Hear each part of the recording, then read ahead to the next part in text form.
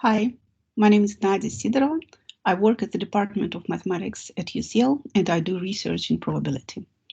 Probability is a fascinating area full of amazing things. Today, I'm going to show you one of them, and I very much hope you will be surprised by what you see. So, suppose you are sitting at home with your family, you have just finished lunch, and have to make an important decision. Who will be doing the dishes? And let's suppose the choice is between you and your brother. How do you decide?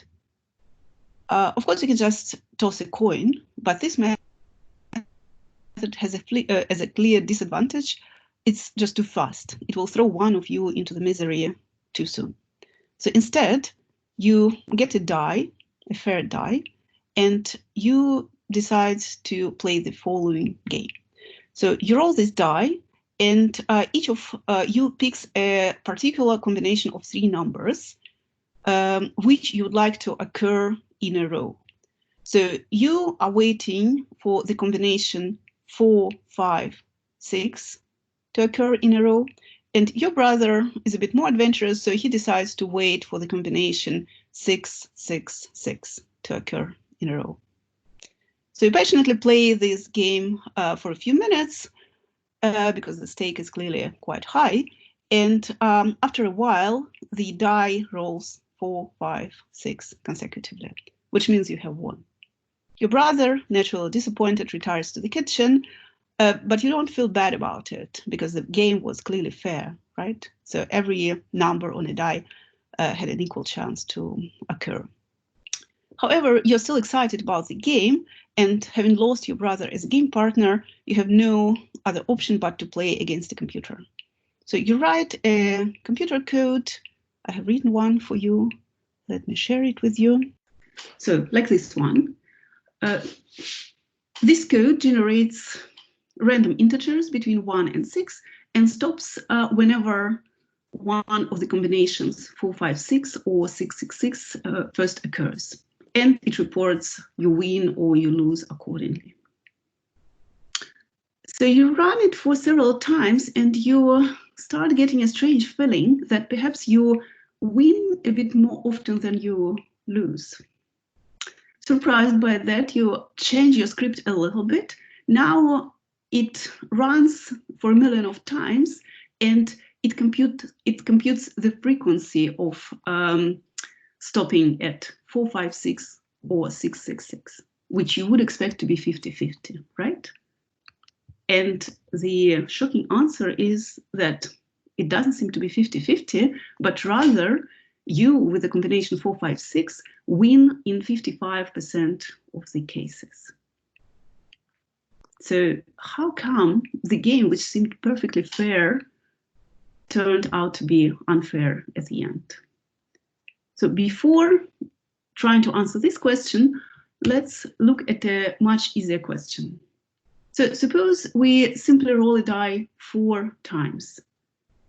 And we want to know what the chances are that we see the pattern 4, 5, 6 or the pattern 6, 6, 6 there. So that's simply counting. We count the total number of outcomes, which is 6 to the power 4, because we have 4 attempts, and at each attempt, we can get any of the 6 numbers. And then how many of those outcomes would be successful for 4, 5, 6 and for 6, 6, 6? So for 4, 5, 6, we either must have it in the beginning of the combination, followed by any of the other digits, which gives us 6 options, or it must appear at the end, preceded by any other digit, which is another 6 options. So overall, 12 outcomes are successful for the combination 4, 5, 6. For 6, 6, 6, it's similar. We either want it to appear in the beginning or at the end, but this only gives 11 outcomes, as we cannot count the combination consisting of 4 6s twice. So this observation suggests that the patterns 4, 5, 6 and 6, 6, 6 behave somewhat differently, and in particular that perhaps 666 occurs a bit less frequently than 456.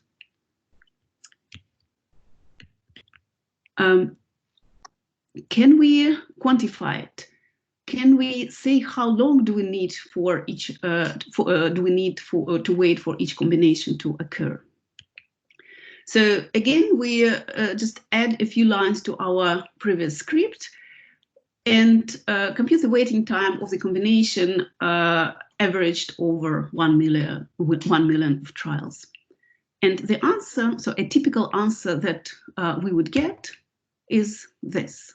The expected waiting time of 456 seems to be roughly 216, and the expected waiting time of the combination 666 is roughly 258. And now, if you have a good eye for numbers, you will notice that 216 is nothing but 6 cubed, and 258 is the sum of 6 cubed, 6 squared, and 6, which is clearly related to the number of faces a die has. Interesting, right? So can we prove it? If we want to prove it, we need to understand the concept of a martingale. This sounds like a difficult, unfamiliar word, but don't worry about it.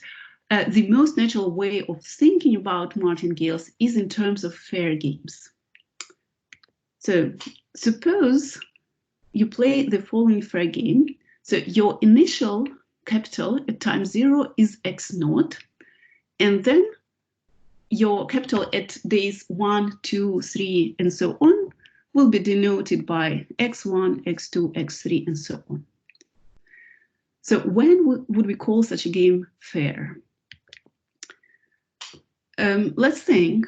So suppose it is day n, and we know how the game has evolved until day n, and in particular, we know our current capital xn.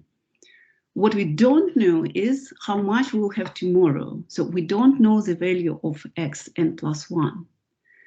So we would call a game fair if the expected value of what we will have tomorrow is no more and no less than what we have today, right? So given all the information at day n, our best prediction for what we will have tomorrow is exactly what we have today. So that's what it means to be fair. Let's look at a couple of very simple examples. The simplest one I could think of is what we call in probability a random walk. In terms of fair games, you start with a tenner, so with 10 pounds, and every day you flip a coin, and if it lands on heads, then you win 1 pound, and otherwise you lose 1 pound. So this is your capital trajectory over a few days. And why we call such a game fair? So if it is day 20 today, and we know how the trajectory behaved until now, so we know all the red bit here, we know we have 8 pounds today on the day 20. What we don't know is what we'll have tomorrow, but we know it will either be 1 more, so 9 pounds, or 1 less, 7 pounds, each with probability 1/2. So on average, we have the same number, 8 pounds for tomorrow. So this is why the game is fair. Of course, you can make it more complicated. In this game, your stake is 1 pound each day, but you can also play a doubling game where, again, you start with 10 pounds and your stake on the in the beginning of the game is 1 pound, but if you lose, like here, you double it. So you bet 2 pounds on the next day, and if you lose again, then you double it to 4. And if you lose again, you double it to 8. But what's good about the doubling game is when you finally win, which here happens on day 3, then you bounce back and you end up 1 pound better off than in the beginning. And then you start over again. As long as you're losing, your stake is doubling, and as soon as you have won, you go back to the original state. So the game seems very attractive, but of course it's quite dangerous, because if you lose for a while, then you may go bust. This game is clearly fair, because whatever you stake is, you are equally likely to go up and down by the same amount, and therefore on average your capital will stay the same. So this is how you can think of fair games and martingales. An important question: can we win in a fair game? Now, of course, we can win a game or two, right? The question is, can we win in the long run? So can we make a living out of playing this game? Unfortunately, it turns out that all fair games, all martingales, have the property that your expected capital at day n is equal to your starting capital. So if you gamble for a fixed number of days, you will neither win nor lose on average. But then we may ask, but what if we gamble until some random time, depending on how the game evolves? So for example, if we play a doubling game, we could say we play until we either first win, which means first reach 11 pounds, or go bust, which unfortunately can't be excluded. So we don't know how many days it will take. It will be a random number of days, but it sounds like a possible gambling strategy, which is based on stopping the game at a random time. Of course, we can only use random times which do not use any information from the future, otherwise no one is going to play with us. For example, we are not allowed to stop the game just before we make our first loss. So that wouldn't be fair, right? So the admissible times, stopping times which we are considering, are not using information from the future. And then we go back to the original question: can we win? Can we stop a fair game at a random time in such a way that our expected capital at the time the game is stopped is bigger than our initial capital? Because if so, we are rich. However, there is always a however. There is a theorem called optional sampling theorem, which ruins our dreams. It says that even if we stop a fair game at a reasonably good random time, then our expected capital will be the same as our initial capital. So we cannot win in a fair game in the long run. So let's go back to the original question about 456 and 666. How can martingales help us solve this problem? So we are going to construct a fair game for each combination. Our fair game will be based on throwing a die on each day. And let's do it first for the combination 456. So we will have not just one player, but many players. At each day, a new gambler will arrive on the scene, and each gambler will be playing for at most 3 days. Namely, the one who arrives on day N will be playing on day N, then perhaps next day, and perhaps the day after. And then they will quit the game. So how are they going to gamble? So on their first day, when they arrive on day N, they bet £1 on the outcome, which is the first in our combination, so on 4. So if the die rolls 4, they win £6. I mean, it must be £6 to make the game fair. And otherwise they lose and quit the game. So if they're still there next day, then they bet all their newly acquired capital, £6, and they bet it on the second number in our combination, on 5. If the die rolls 5, they win £6², again to make the game fair. Otherwise, they lose everything and quit. And if they continue for another day, very similarly, they bet 6 squared pounds. And if the die rolls 6, then they will 6 cube, otherwise they lose. And now after 3 days, they quit the game anyway. So this is how the game looks like for the gambler arriving on day N. Now, what we learned from the previous slides is that since this game is fair, at any time, the expected total winning by all gamblers must be equal to the expected total investment into the game by all gamblers, right? So now I want to stop this game at the very specific time, namely at the time when the combination 4, 5, 6 first occurs. I denote this time by T, 4, 5, 6. Now I want to compute the expected total winning and the expected total investment at that time. So let's start with the investment because it's easier. So let's see what is the total investment on day 1. There is just one player. It came with £1. So the total investment is £1. On day 2, we have 2 gamblers. Each came with £1. So the total investment is £2. So at any time, the total investment is equal to the number of days the game has been running.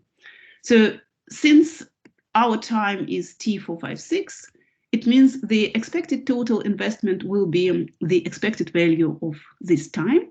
And by the way, this is what we want to compute, right? So we want to compute how long we have to wait until we see the combination 4, 5, 6 for the first time. So that's exactly this quantity here.